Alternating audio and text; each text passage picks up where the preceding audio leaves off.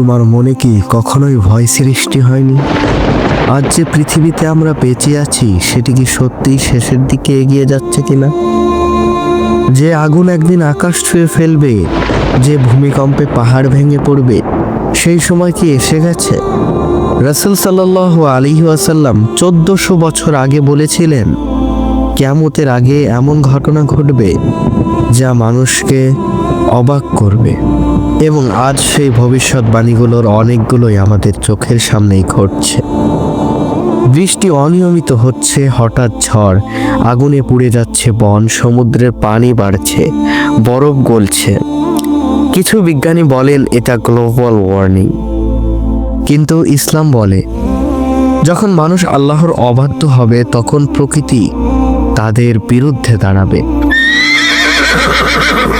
এখন তুমি শুধু খেয়াল করো, ইন্দোনেশিয়া, জাপান, চিলি, একের পর এক ভূমিকম্প, আফ্রিকার মরুভূমিতে হঠাৎ বৃষ্টি,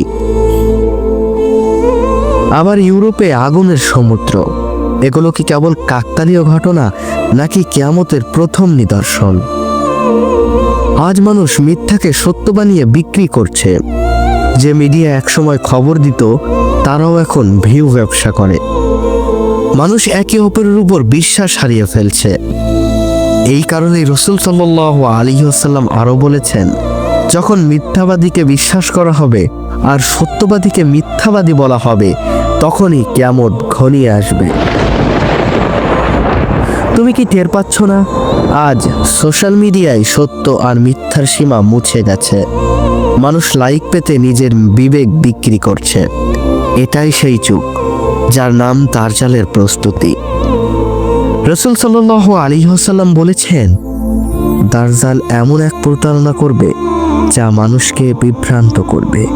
আজ পৃথিবী জুড়ে প্রযুক্তির এমন এক নেটওয়ার্ক তৈরি হয়েছে যা চোখে না দেখেও সবাইকে নিয়ন্ত্রণ করে। কৃত্রিম বুদ্ধিমত্তা, এআই।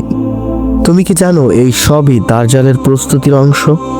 কারণ সে আসবে চোখে এক দৃষ্টি নিয়ে আর দাবি করবে, আমি তোমাদের প্রভু। কিন্তু মনে রেখো, যে বলবে আমি আল্লাহর তাআলার বান্দা, আমি আল্লাহকে ছাড়া কাউকে বিশ্বাস করি না, তার উপর দাজ্জালের কোনো প্রভাবই কাজ করবে না।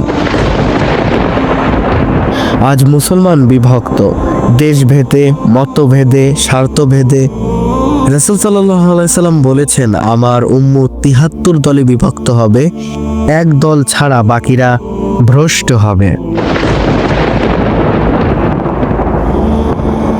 দেখো চারপাশে মুসলমান দেশে যুদ্ধ, অশান্তি, রক্তপাত।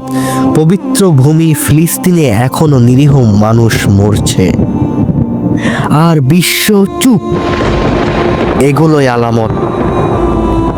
যে সময় পৃথিবী থেকে ন্যায় বিচার হারিয়ে যাবে তখনই কিয়ামতের দ্বার খুলবে।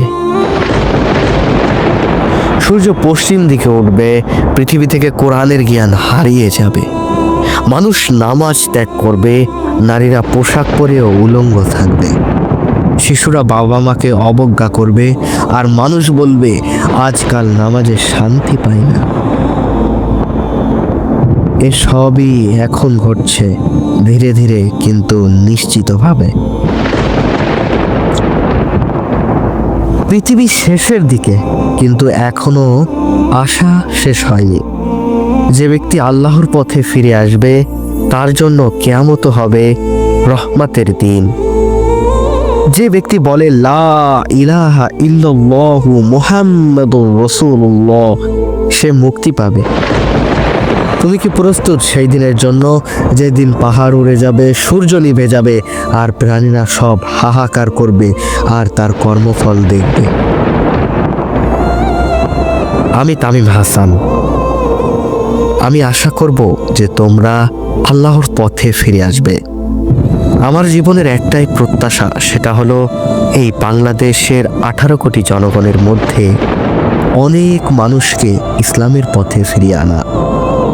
তোমাদের কাছে আমার একটাই চাওয়া, তোমরা নামাজ পড়বা, ইসলামের দ্বীন কায়েম করবা এবং আল্লাহর পথে সন্তুষ্টি থাকবা। সে পর্যন্ত ভালো থাকবা।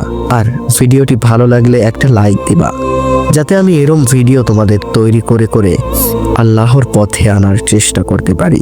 আর ভিডিওতে একটি কমেন্ট করবা যে এরপরে কোন বিষয় নিয়ে আমি ভিডিও বানাবো। সে পর্যন্ত ভালো থাকবা। আল্লাহ হাফেজ।